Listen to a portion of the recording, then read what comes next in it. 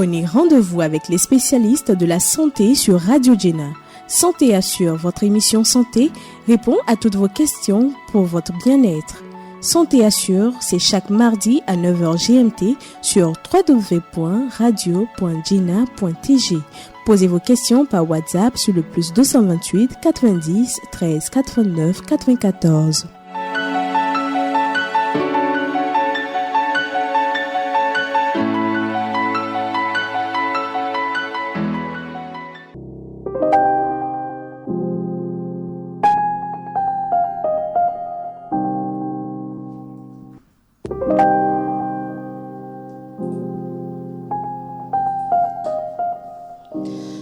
Bonjour chers auditeurs de la web radio Jenna, on se retrouve en ce matin du 26 janvier 2021, une fois encore dans votre émission Santé Assure.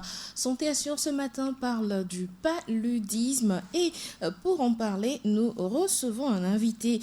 Il est infirmier d'État, Monsieur Agbodja René Kodjo, infirmier d'État au CMS Ebenezer de Djidjolé. Il va nous parler donc du paludisme et en ce temps de Covid, comment se portent les patients du paludisme. Nous aurons donc les détails de la maladie du paludisme dans cette émission. Sans plus tarder, nous accueillons notre invité, Monsieur Agbodja. Bonjour. Bonjour, madame. Merci d'avoir accepté notre invitation. Je vous remercie aussi. Voilà. Merci à la radio Jenna. D'accord. Merci surtout de venir nous parler du paludisme. On parle tout le temps du Covid, mais on oublie ces maladies qui sévissent toujours malgré la Covid-19. Le paludisme est toujours récurrent dans vos centres de santé, n'est-ce pas? Évidemment, la Covid n'a pas enlevé le palud est toujours là. Alors, avant d'en venir au vif du sujet, chers auditeurs de la web radio Jenna, permettez que je vous souhaite la bienvenue ce matin avec cette chanson de Matt Gims.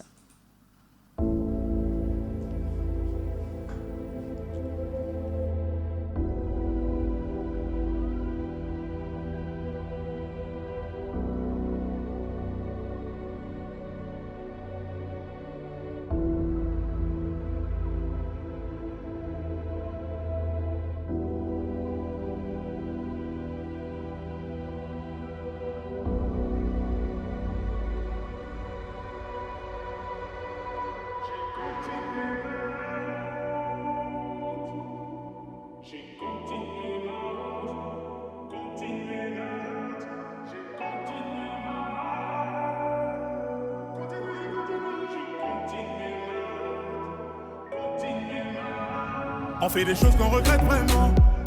Avec le temps j'ai prêté serment. Je l'ai fait sincèrement, on oublie bêtement.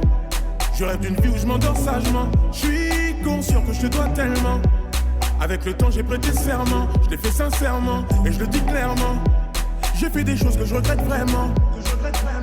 On me dit mais y du tien, combien se perdent en chemin.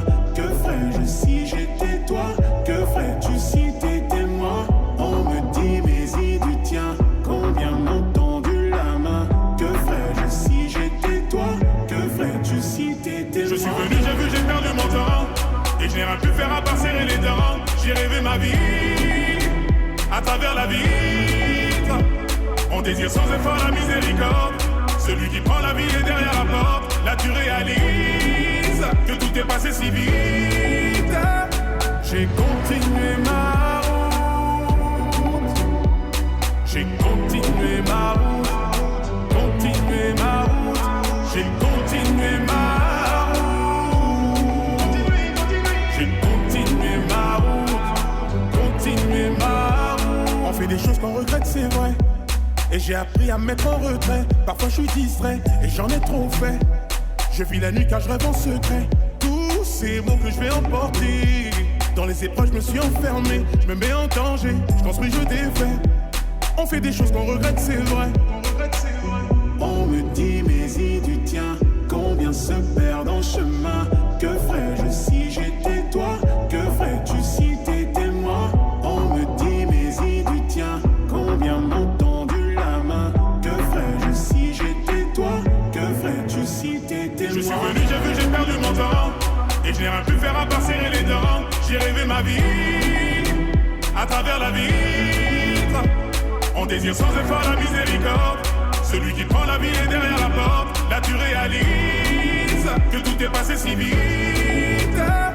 J'ai continué ma route. J'ai continué ma route. Continué ma route. J'ai continué ma route. J'ai continué ma route. Continué ma route. Je veux plus rien croire. Je n'ai plus d'espoir. Laissez-moi voir ce que je n'ai pas. Je suis perdu. Je ne dors plus en plein jour. Je ne vois plus. Je suis perdu.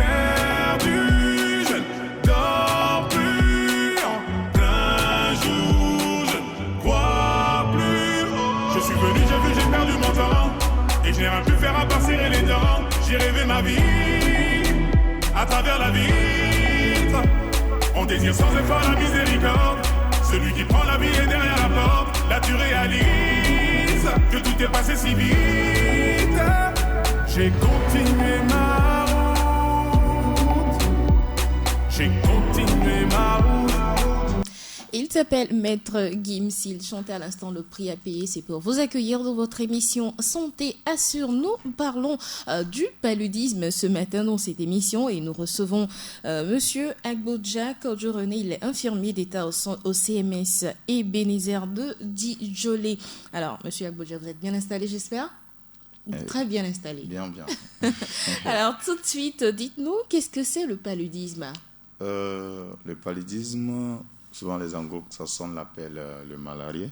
C'est une parasitose qui est due à un protozoaire du genre Plasmodium transmis à l'homme par le piqûre d'un moustique qui s'appelle l'anophèle femelle. L'anophèle femelle, ça on l'a appris tous à l'école. Je ne sais plus si c'est au collège ou au primaire, mais on l'a tous appris. Quelle est la cause du paludisme aujourd'hui ? Souvent, on dit vous ne dormez pas dans le moustiquaire ou vous restez trop exposé au soleil. C'est quoi la véritable cause du paludisme ? Merci.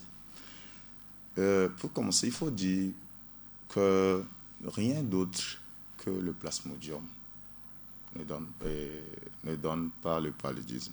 C'est-à-dire, il n'y a que le Plasmodium, pour transmettre le paludisme. Il n'y a que le Plasmodium pour l'avoir. Maintenant, chez nous, au Togo, ici, d'abord, je vais donner les variétés de Plasmodium. Il y a 4 sortes d'espèces. Oui. Il y a le Plasmodium malariae, il y a le Plasmodium falciparum que nous avons à 99,8% au Togo, chez nous ici, oui. 99,86% au Togo, et le malarié qui est en minime quantité à 14%. Maintenant, en dehors de ça, nous avons aussi le Plasmodium ovale et puis le Plasmodium vivace. Le Plasmodium vivace, le Plasmodium ovale, c'est ça, plein de noms scientifiques que nous ne maîtrisons pas forcément. Mais quels sont les symptômes lorsqu'on attrape ce type de Plasmodium ? C'est quoi le symptôme premier qu'on a donc ? Je vous remercie. Parlant des symptômes, il faut dire que tout d'abord, lorsque le Plasmodium rentre dans l'organisme, il y a quelque chose que nous appelons la phase d'incubation ou la phase silencieuse. D'accord. Cette phase quitte de 8 à 20 jours. Et pour la manifestation ou les symptômes, la révélation des symptômes, on le classe en 2 phases. Il y a l'accès palu simple et l'accès palu grave. Au niveau de l'accès palu simple, on peut trouver une fièvre qui peut amener ou pas des frissons. Le patient est en train de grelotter. Oui. Maintenant, l'autre chose concernant les allergies, c'est-à-dire les douleurs, on a des douleurs articulaires que nous appelons des arthralgies, on a des douleurs musculaires que nous appelons des myalgies, en termes scientifiques, je veux dire.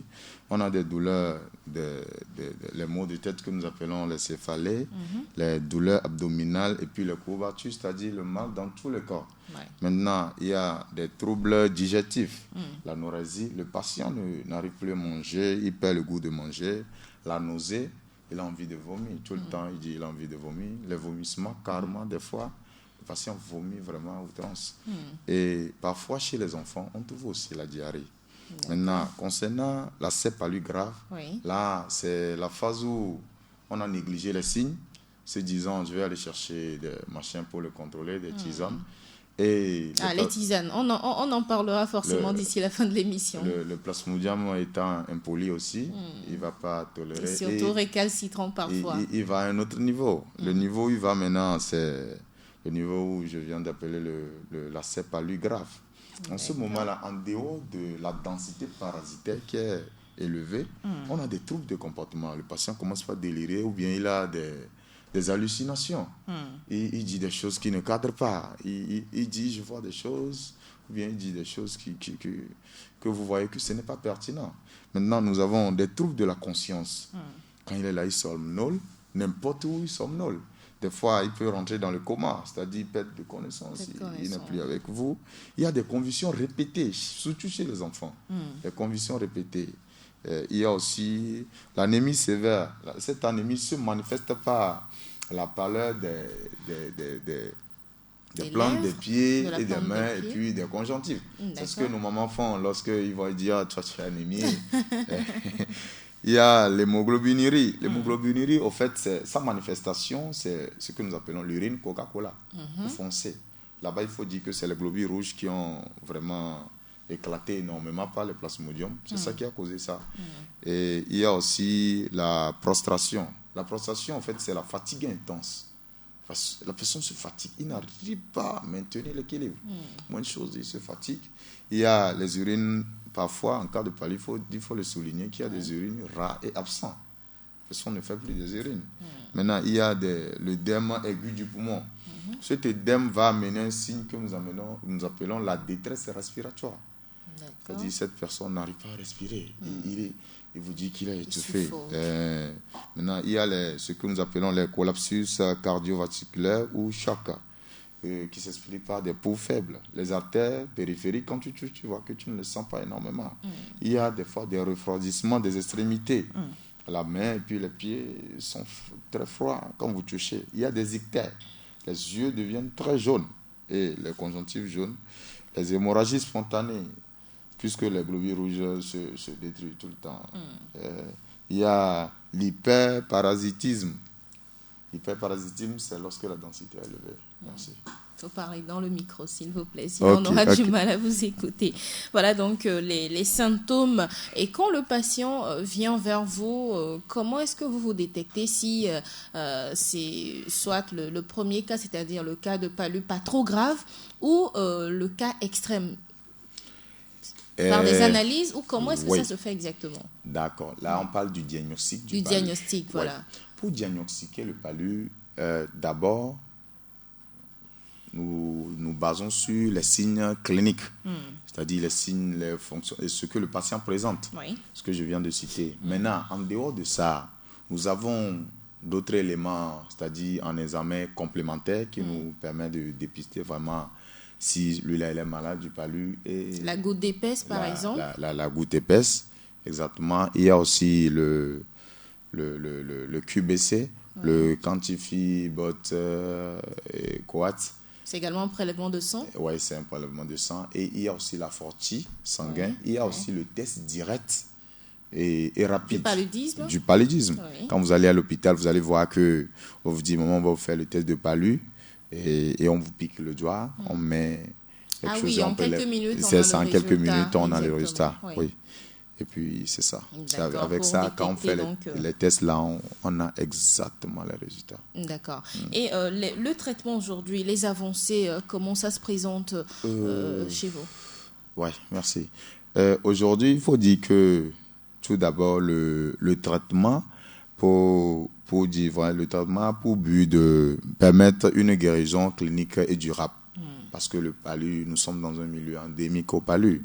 Tout le temps, les moustiques. Le moustique nous pique. Donc, l'objectif du traitement que nous faisons surtout au Togo, c'est pour réduire et puis guérir vraiment les signes cliniques et puis d'une manière durable. L'autre chose, c'est qu'il faut réduire la morbidité liée au palu. Les causes de décès et puis l'élévation du taux de malades.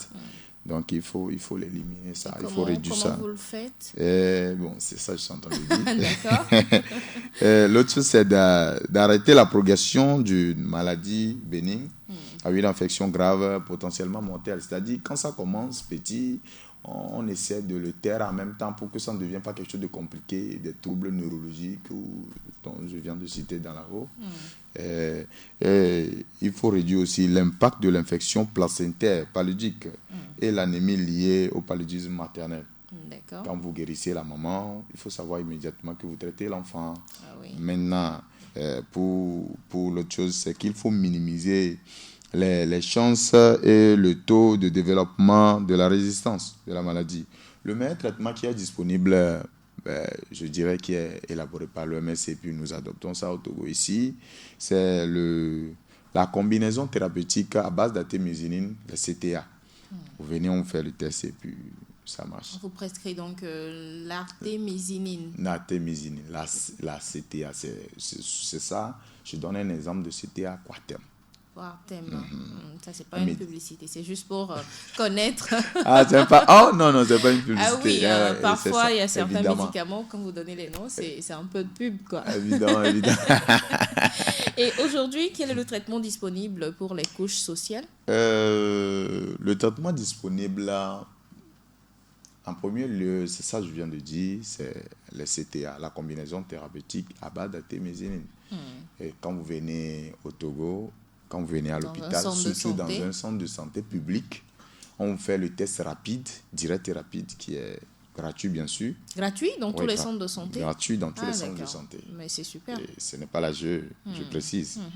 Le test direct qu'on fait. Le test rapide. Le test rapide, c'est dans les centres publics. Oui. C'est gratuit. Maintenant, si vous allez dans un centre privé, il faut dire que le test... Oui, il faut payer. Donc, c'est l'autre chose. Maintenant, l'autre traitement qui se fait aussi encore, au Togo, qui est encore gratuit, c'est la TPI, la pyriméthamine et la sulfadosquine qu'on donne aux sages-femmes. Et aux sages-femmes pour les femmes enceintes. Lorsqu'elles sentent les mouvements du fœtus. Ça également, c'est gratuit, n'est-ce pas? C'est gratuit, dans les centres publics, je précise encore. Bien sûr. Voilà donc les traitements qu'on pourra avoir quand on souffre de palud. Chers auditeurs, si vous nous rejoignez, merci de le faire. Nous parlons du paludisme ce matin dans votre émission Santé Assure avec un spécialiste. Il est infirmier d'État au centre de santé CMS Ebenezer de Djidjoli. Monsieur Agbodja René, vous pouvez également poser vos questions en direct sur nos numéros WhatsApp 90 13 89 94 ou le 79 71 45 95. Monsieur Agbodja se fera le plaisir, bien sûr, de vous répondre en direct. Envoyez donc vos questions par WhatsApp. Alors, nous poursuivons avec notre série de questions pour vous. Quelles sont les complications possibles qui arrivent à votre niveau dans le cas du paludisme? Merci beaucoup. Parlant des complications, nous allons toucher d'abord les personnes doubles, c'est-à-dire les femmes enceintes. Et il y a l'avortement, il y a les accouchements prématurés, il y a les morts in utero, parce que l'enfant va mourir dans le sein de sa maman. Il y a les hypertrophies, il y a les paludismes congénitaux. L'enfant vient en même temps en vie avec le palud. L'autre chose, c'est les anémies graves par hémolyse, c'est-à-dire les anémies liées à la destruction du sang, des hémoglobines. Surtout, ça se passe chez les drépanocytaires. Et chez les enfants, nous avons des séquelles de coma. On a des comas avec des séquelles ou sans séquelles. Mais les séquelles, il faut le dire, qui sont des séquelles neurologiques. Des séquelles neurologiques ou des retards. Irréversibles ou des fois irréversibles. Ce qui peut entraîner des retards cognitifs. Vous allez voir certains enfants vous dire... On parle là du paludisme toujours? Oui, du paludisme. Ah oui? Le paludisme est très grave. Ouais. Parce que lorsque l'enfant a un coma, supposez que l'enfant est malade et puis les parents ont négligé. Ou bien ils viennent à l'hôpital et on dit de faire par exemple la jeu. Il y a certains parents qui délibérément décident de ne plus faire la jeu puisque c'est à 500 s'il faut le faire. Donc on ne peut pas dire que c'est trop cher. Que c'est trop cher. Donc certains parents ne le fassent pas. Et quand tu ne le fais pas, quand on fait le traitement comme ça, basé sur les signes, il y a des enfants qui reviennent avec les mêmes symptômes. En ce moment-là, on dit il se donne des raisons vraiment pas possibles. Et on peut laisser l'enfant. Lesquelles raisons, par exemple? Des raisons qui ne comprennent pas que ça peut être un problème spirituel. Ah, voilà. Donc, là, on laisse l'enfant à la maison. C'est un exemple parmi tant d'autres que je donne ça. Oui. On laisse l'enfant à la maison. L'enfant fait toujours le truc jusqu'à ce qu'il arrive à une convulsion.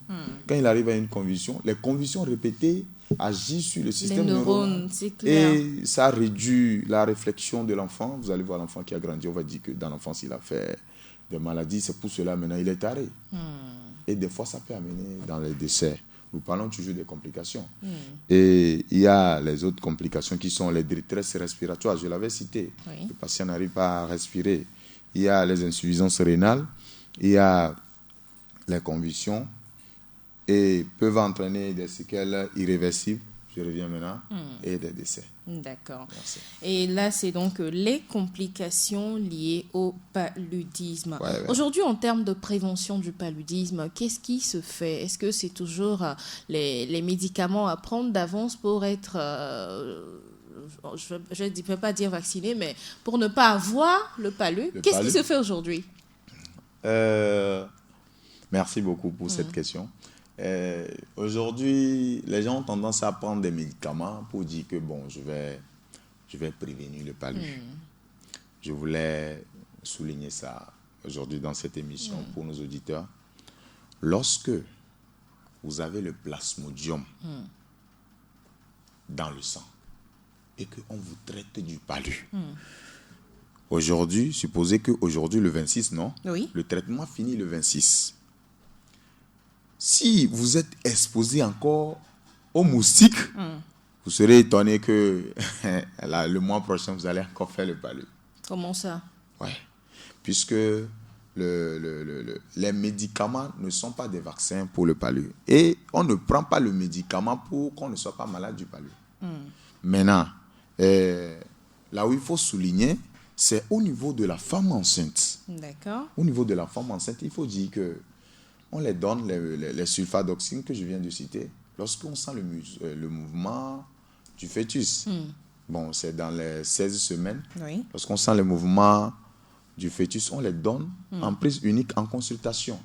Et quand on les donne ça, c'est pour protéger le bébé. Parce que ce sont des personnes exposées à risque au palud aussi. Ouais. Donc, maintenant, nous parlons de la prévention. Ça, c'est la chimiothérapie et la prise de la sulfadoxine. Maintenant, l'autre chose, c'est la lutte contre les moustiques. Maintenant, la lutte contre les moustiques. Il faut éviter que les moustiques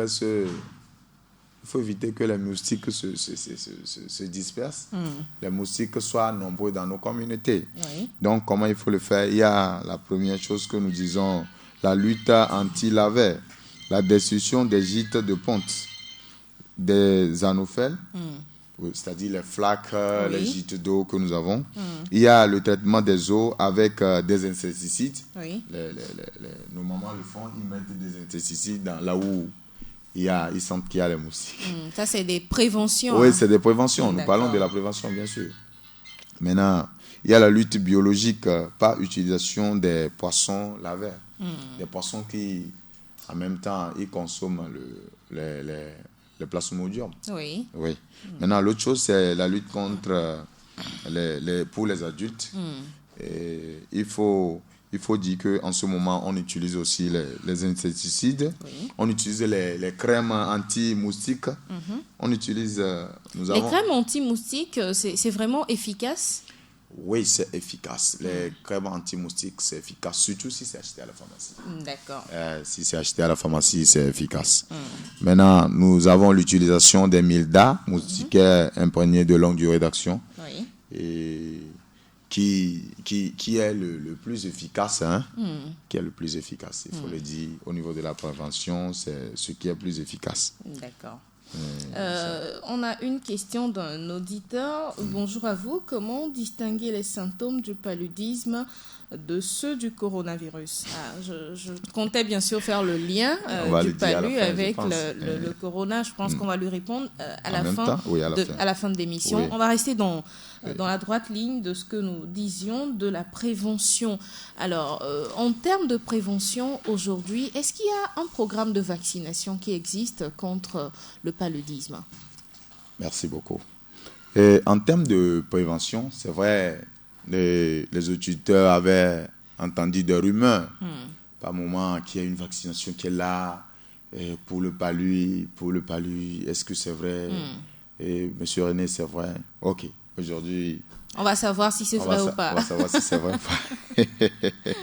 Il faut dire que le RTS-S, c'est le premier jusqu'alors et le seul vaccin ayant démontré la diminution significative des cas de paludisme.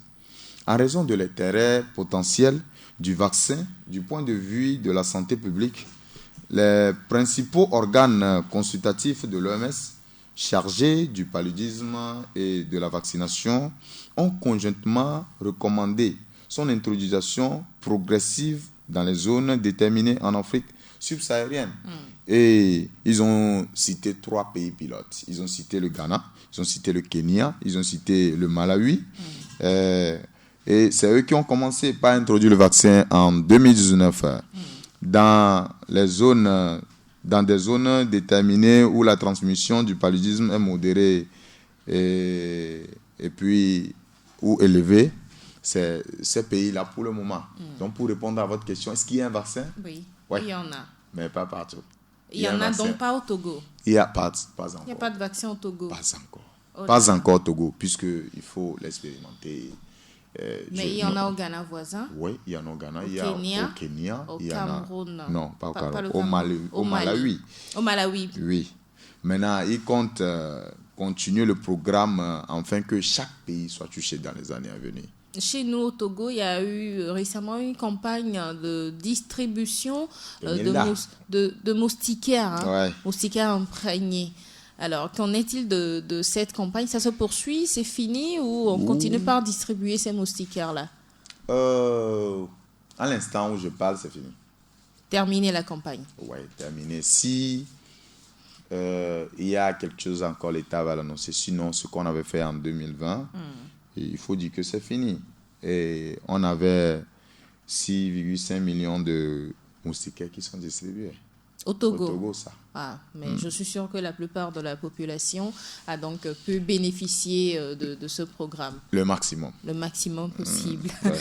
Merci pour toutes ces précisions, Monsieur René Agodja. Il est infirmier d'État. Nous sommes dans Santé Assure. Nous poursuivons. Vos questions sont les bienvenues, je rappelle, sur le 90 13 89 94 pour une des rares fois où on fait en direct dans cette émission. Charmants auditeurs, vous avez donc la possibilité de profiter, de poser des questions en direct dans cette émission. Alors, on a parlé du programme de vaccination, on a parlé également de la prévention du paludisme. Mais il y a des cas de résistance en termes de prévention, comme en cas d'utilisation de moustiquaires. Il y a forcément des cas de résistance, n'est-ce pas, au paludisme? Il y a des cas de résistance quand les années se suivent. On traite les patients. Et depuis 2000, on a constaté que les moustiques, vous allez entendre les parents dire que les moustiques sont résistants. Il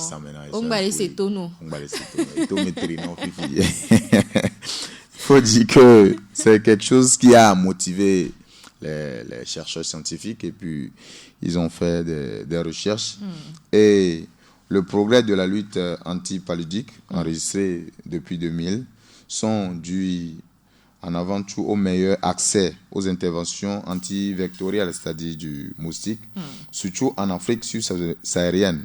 Mais cette avancée est menacée par l'émergence d'une résistance des moustiques anopheles.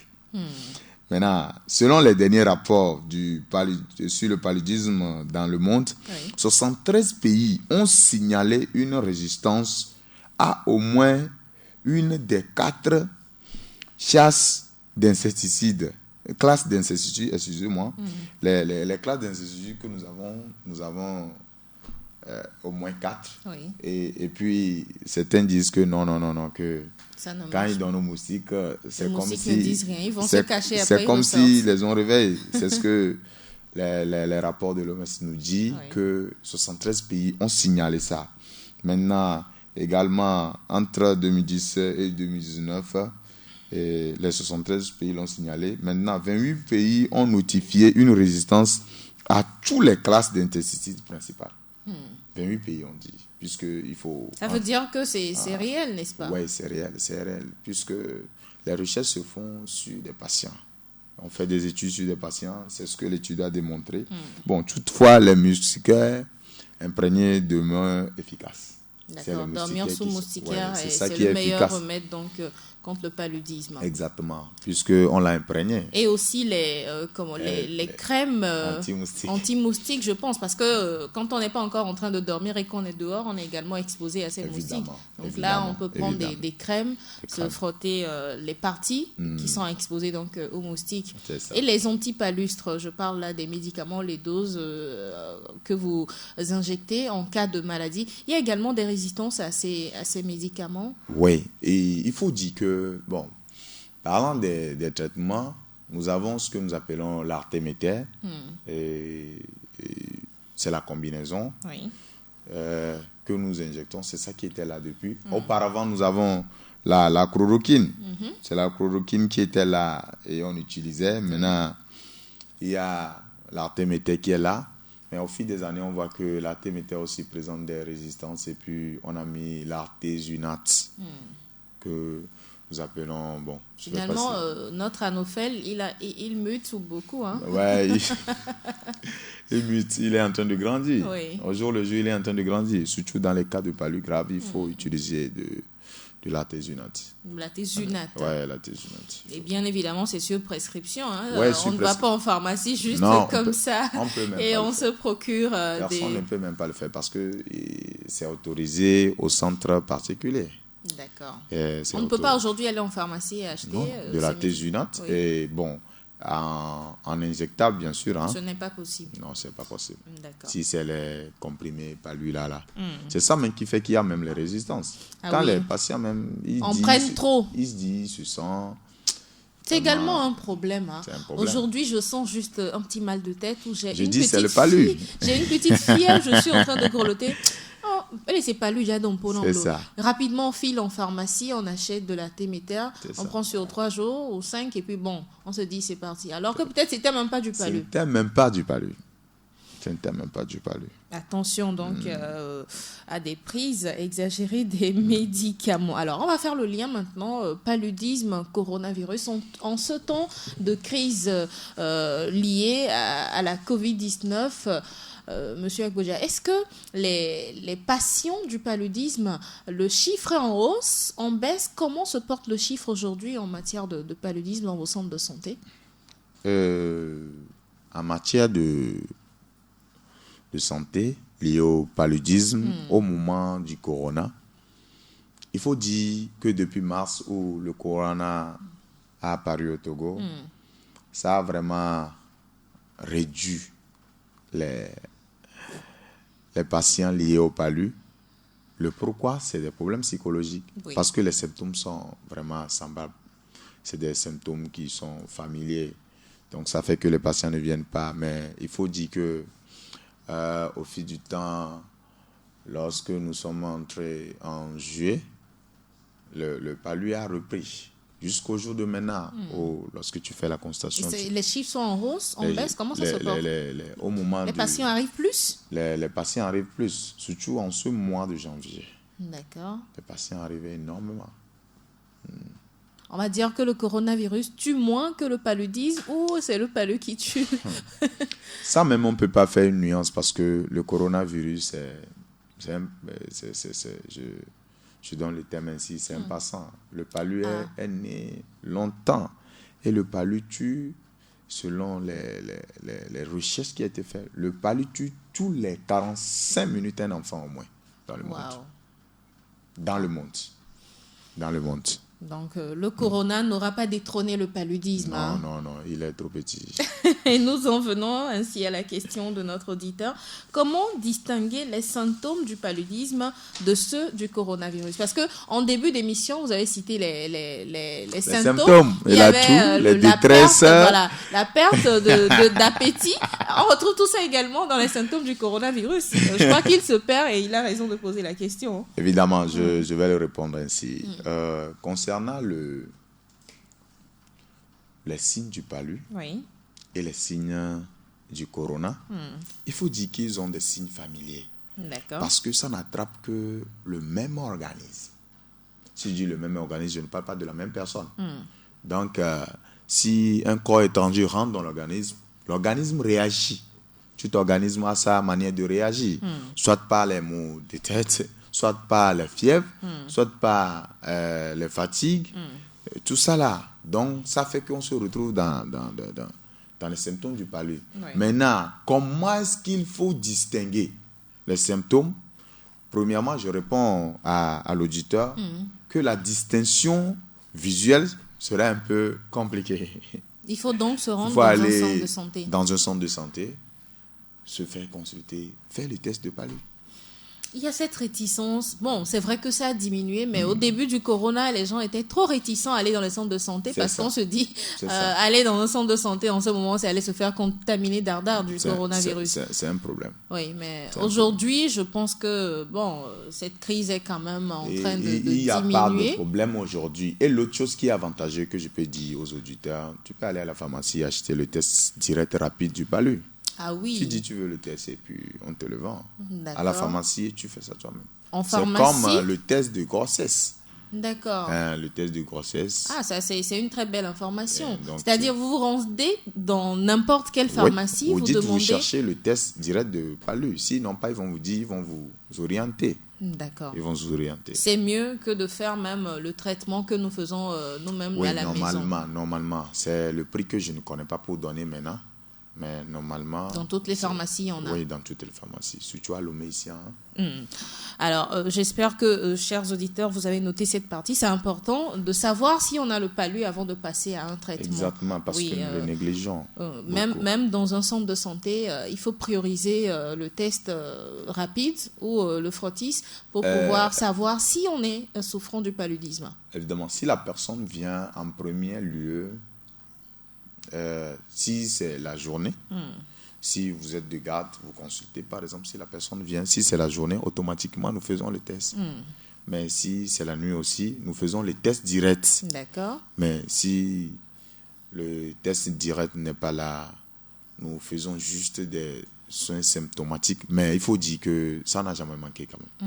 Ça n'a jamais manqué. Le coronavirus tue moins que le paludisme. Donc aujourd'hui, et cela mérite que nous nous penchons sur la question du paludisme. Et nous en parlons ce matin dans Santé Assure avec Monsieur Agodja René. Il est infirmier d'État au CMS Ebenezer à Djidjolé. Alors, une question que j'ai omis de poser en début d'émission. Quel est le taux de morbidité du paludisme aujourd'hui? Le taux de morbidité du paludisme, il faut dire que les derniers chiffres de l'OMS en décembre 2020 a dit qu'il y a 229 millions de cas en 2019 contre 228 en 2018. On estime 409 000 décès en 2019 comparé à 411 000 décès enregistrés en 2018. 411 000, c'est énorme. Oui, c'est énorme. Maintenant, en 2010, on estime à 251 millions le nombre de cas de palu dans le monde avec 585 000 décès.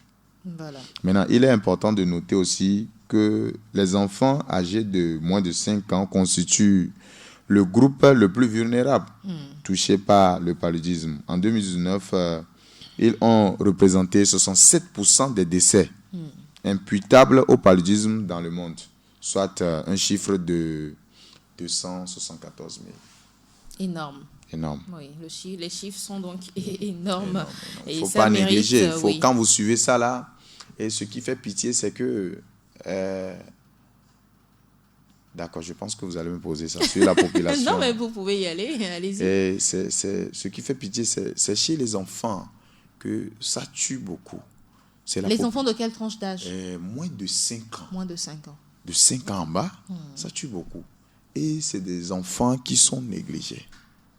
C'est des enfants qui sont négligés. C'est des gens qui sont négligés. Il faut laisser à Lomé, ici où tout le monde... peut aller dans un centre de santé. Peut aller dans un centre de santé ou bien l'enfant est très important.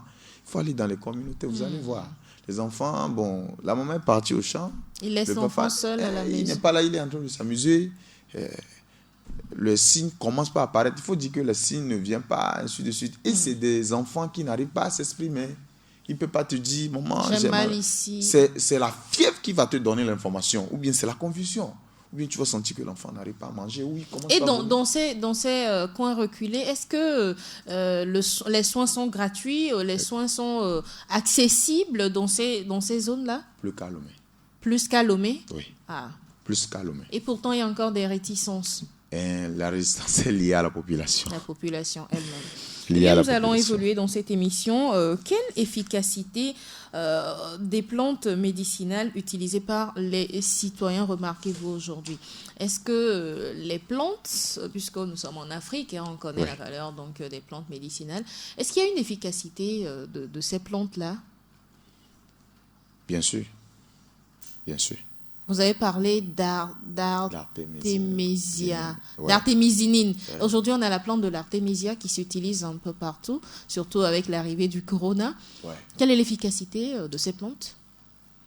Parlant des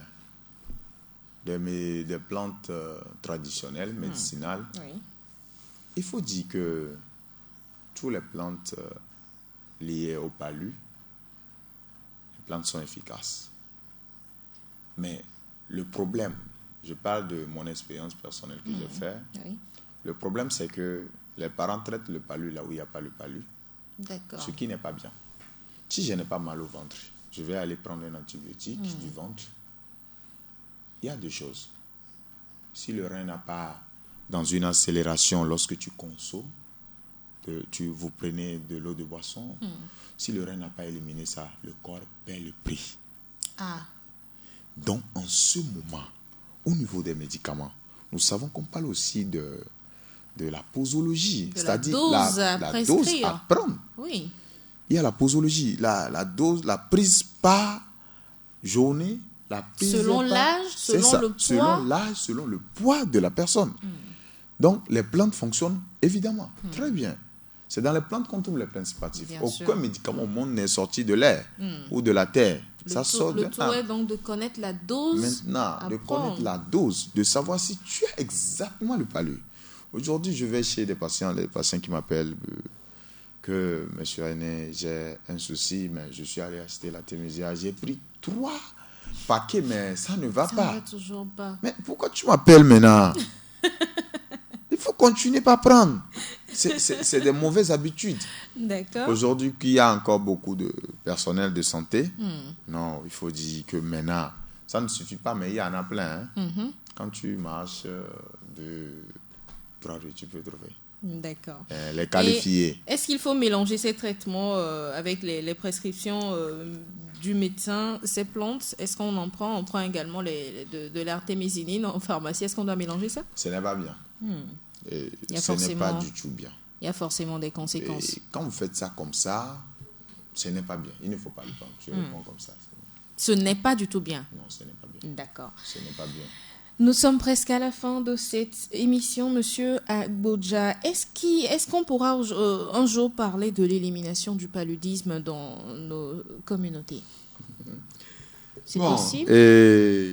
Il faut dire qu'avec l'orientation technique de l'OMS, tous les pays ont élaboré des plans nationaux d'élimination du paludisme. L'OMS et ses partenaires apportent un soutien constant au pays en la matière dans le cadre du programme d'élimination du paludisme dans le bassin du Mekong.